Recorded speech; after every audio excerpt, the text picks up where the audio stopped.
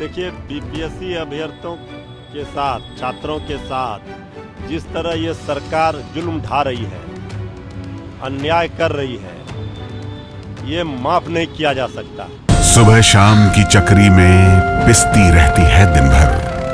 माहवारी की पीड़ा हो या बीमारी की तकलीफें, किस्मत का लिखा है शायद, ये सोच के सब सह जाती है।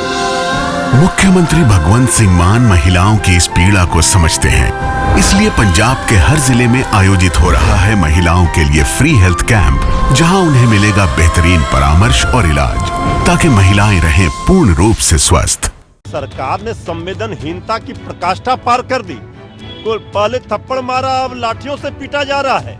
ये क्या हो रहा है बिहार में? लॉ एंड ऑर्डर खराब कर रहे हैं, उसमें वहाँ तो सरकार का नजर नहीं आता है पुलिस और पुलिस का डंडा। आदरणीय नीतीश कुमार जी की कुर्सी पर बीजेपी की बुरी नजर है। भारत रत्न के बहाने नीतीश जी को कुर्सी खाली करने का संदेश दे रहे हैं। बिहार एनडीए में सब कुछ क्या कुछ भी ठीक नहीं है, तो दिल की बात जुबान पर आ गई। अब सारे चीजों का राज पर्दे में रहने दीजिए, पर्दा न हटाइए, पर्दा उठ जाएगा तो राज खुल जाएगा। आगे आगे देखिए होता है क्या। देखिए, बीपीएससी अभ्यर्थियों के साथ, छात्रों के साथ जिस तरह ये सरकार जुल्म ढा रही है, अन्याय कर रही है, ये माफ नहीं किया जा सकता। छात्र अपनी मांगों को लेकर के न्याय मांग रहे हैं सरकार से। इस कड़ाके की ठंड में खुले आसमान के नीचे वो रात गुजारने के लिए बेबस हैं, और सरकार ने संवेदनहीनता की प्रकाष्ठा पार कर दी। को पहले थप्पड़ मारा, अब लाठियों से पीटा जा रहा है। ये क्या हो रहा है बिहार में? ये सरकार अब एक मिनट भी रहने के लायक नहीं है। सरकार ने जिस तरह बर्बरतापूर्ण तरीके से छात्रों के साथ व्यवहार किया है, लाठियां बरसाई है, ये छात्र नौजवान बिहार का माफ नहीं करेगी। ये सरकार विपक्ष पर दोष दे रही है, ये अपनी जिम्मेवारी से भाग रही है, जवाबदेही से। इसका खामियाजा सरकार को भुगतना पड़ेगा। पटना पुलिस के डीएसपी है सचिवालय अनूप, उन्होंने ये भी कहा है कि ये रद्द करने की मांग है। ठीक है, लोग लेकिन प्रोटेस्ट कर रहे थे, धरना हुआ, वो लोग लॉ एंड ऑर्डर खराब करने बीच रोड पर चले गए। बीपीएससी के पास जो प्रतिबंधित क्षेत्र है, ऐसे लोग पर कार्रवाई भी कर रहे हैं और एफआईआर भी कर आगे जो भी वो जो लॉ एंड ऑर्डर खराब कर रहे हैं। 24 घंटे में 7 हत्या हुई बिहार में।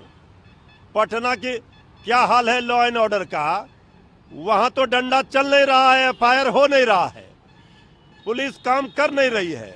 और ये छात्र नौजवान जो कल को अधिकारी पदाधिकारी बनेंगे, उन पर आप लाठी चला रहे हैं और कह रहे हैं लॉ एंड ऑर्डर खराब हो रहा है। तो भाई, ये छात्र है, नौजवान है, जो लॉ एंड ऑर्डर खराब कर रहे हैं, उसमें तो वहां तो सरकार का नजर नहीं आता है पुलिस और पुलिस का डंडा। गिरिराज सिंह ने कहा है कि आज के बच्चे वो लालू के चंका राज नहीं देखा, नीतीश कुमार के राज में विकास के लिए काम किया है, और अब नीतीश कुमार को है वो भारत रत्न जैसे पुरस्कार का सम्मान करते हैं। देखिए, आज के बच्चे ये देख रहे हैं महाजंगल राज, आतंक राज। आज के बच्चे देख रहे हैं किस तरह भविष्य उनका अंधकारमय हो गया, बर्बाद कर दिया। आज के बच्चे देख रहे हैं 17 महीने में तेजस्वी यादव जी डिप्टी सीएम सरकार में रह करके 5 लाख नौकरियां बांट दी, रोजगार की भरमार कर दी। तो ये आदरणीय नीतीश कुमार जी की कुर्सी पर बीजेपी की बुरी नजर है, इसलिए ये भारत रत्न के बहाने नीतीश जी को कुर्सी खाली करने का संदेश दे रहे हैं। तो भारत रत्न देने की मांग किससे कर रहे हैं? इस केंद्र में सरकार में बीजेपी है, दे दें भारत रत्न। ये तो अभी चुनाव तक प्रलोभन दे रहे हैं, भारत रत्न, नोबेल पुरस्कार, सब रत्न देंगे, और चुनाव के बाद शिंदे जी को जिस तरह से कुर्सी से बेदखल किया, उसी तरह से आदरणीय नीतीश कुमार जी को। जो बीजेपी का चरित्र रहा है, नीतीश जी भी जानते हैं, मतलब निकल गया तो पहचानते नहीं। अभी सारा रत्न देंगे, अब बाद में सब रत्न जो है भूल जाएंगे। क्या लगता है कि बिहार एनडीए में सब कुछ ठीक नहीं है? अरे भाई, बिहार एनडीए में सब कुछ क्या कुछ भी ठीक नहीं है, तो दिल की बात जुबान पर आ गई। दिल्ली से लेकर पटना तक आदरणीय अमित शाह जी ने जब कहा कि नेता तय होगा बाद में, तो सब लोग बाद में जब नीतीश जी ने आंख दिखाई तो सब लोग बाद में कह रहे हैं कि नीतीश जी के नेतृत्व में लड़ेंगे, लेकिन मुख्यमंत्री नीतीश जी होंगे ये कोई नहीं कह रहा है। ये आभास नीतीश जी को भी है। जेडीयू के कई नेता विधायक लगे हुए हैं जिनको समाजवाद से कोई मतलब नहीं है, न समाजवादी रहे हैं न कोई समतामूलक समाज की बात करने वाले, वो सब तो आरएसएस के हैं। वो चाह रहे हैं बीजेपी में आधा धड़ा लेकर जेडीयू का जाएं और बीजेपी सरकार यहाँ बनाए। तो ये विचित्र स्थिति है, लेकिन अब जनता भी तैयार है तेजस्वी सरकार बनाने के लिए। अरविंद केजरीवाल ने कहा है कि बीजेपी पिछले 10 सालों में कुछ काम नहीं किया। दिल्ली में 1100 रुपये में वोट खरीदने का सहारा नहीं लेना पड़ता। पिछले दिनों दिल्ली में कुछ नहीं हुआ। 10 साल में सिर्फ मेरे साथ दुर्व्यवहार किया। अरविंद केजरीवाल जी सवाल खड़े कर रहे हैं बीजेपी पर, वाजिब सवाल है, वो प्रमाण दे रहे हैं। बीजेपी वाले दिल्ली हारेंगे ये दिख रहा है। अब वो नोट बांटे उससे कोई फर्क पड़ने वाला नहीं है, वोट मिलेगा वहाँ इंडिया गठबंधन को ही। केंद्रीय मंत्री सुकांत मजूमदार उन्होंने कहा है कि टीएमसी का हर नेता भ्रष्टाचार में लिप्त है। प्रधानमंत्री कहते हैं कि सबका साथ सबका विकास, लेकिन टीएमसी नेता कहते हैं सबका साथ सबका भ्रष्टाचार। देखिए, ये टीएमसी पर भ्रष्टाचार का क्या आरोप लगाएंगे जो खुद ही अखंड भ्रष्टाचार में डूबे हैं। भ्रष्टाचार तो बीजेपी के लिए शिष्टाचार बन जाता है जब बीजेपी में चले जाते हैं। इतने लोगों को ले गए थे तृणमूल से बीजेपी में, सब शिष्टाचार और सदाचारी हो गए थे, हरिश्चंद्र हो गए थे। तो ये बीजेपी वाले यही कहेंगे जो विपक्ष के ऊपर भ्रष्टाचार का आरोप लगाएंगे, और जब बीजेपी में चले जाएंगे तो फिर भाषा बदल जाएगी। अजित पवार से लेकर के सारे लोगों का कहानी लोगों को पता है।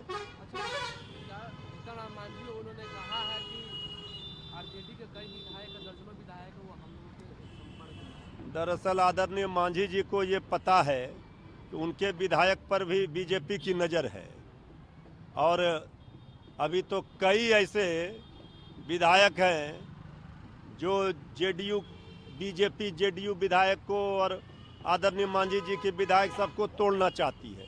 पहले आदरणीय मांझी जी अपने विधायकों की रक्षा बीजेपी से कर लें, आरजेडी की चिंता छोड़ दें। आरजेडी जिस दिन तेजस्वी यादव जी चालेंगे उसी दिन सत्ताधारी एनडीए के 2 दर्जन से ज़्यादा विधायक इधर आ जाएंगे। तब क्या लगता है वो संपर्क में है क्या? भाई अब सारे चीज़ों का राज पर्दे में रहने दीजिए, पर्दा न हटाइए। पर्दा उठ जाएगा तो राज खुल जाएगा। आगे आगे देखिए होता है क्या। खेला होने वाला। अरे भाई, तेजस्वी जी ने तो एक काम करके बिहार की जनता का विश्वास जीता है, और जो लोग तोड़ने की बात, खरीदने की बात कर रहे हैं, वो जोड़ तोड़ करे।